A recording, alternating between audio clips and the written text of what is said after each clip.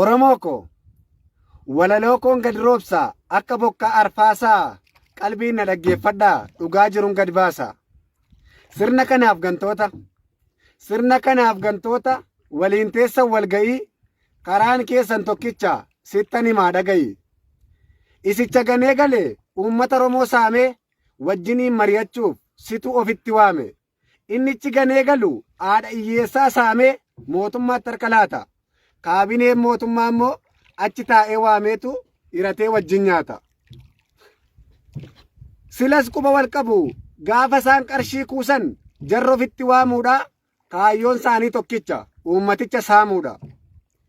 Gadheen ganee galeera garaacha isaa dadhabee gantuun durumaa jirti obboleessa qadiidaa wannabee.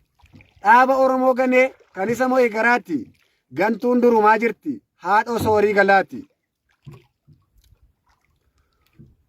Warri dhiiga obboleessa keessanii bakkeetti jiksitanii, warri lafee keessaniin Itoophiyaa tiksitanii, warri dhiiga keessanii Itoophiyaaf lolaastanii, warri nagaa Oromoo diinummaan kolaastanii.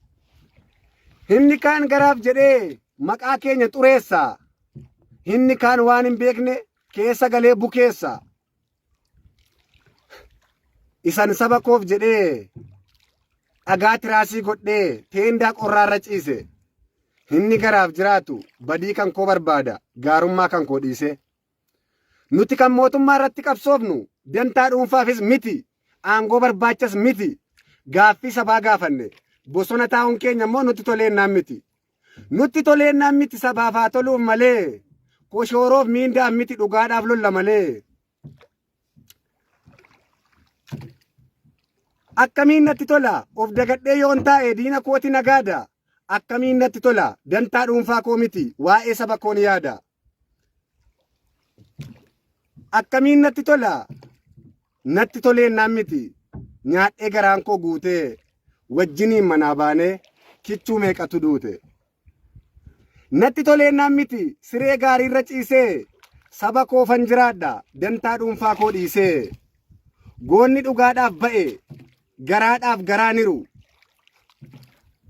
Dhugaa keenya nuuf galchaa sichuu wal cirra malee sobaan galuun hin jiru.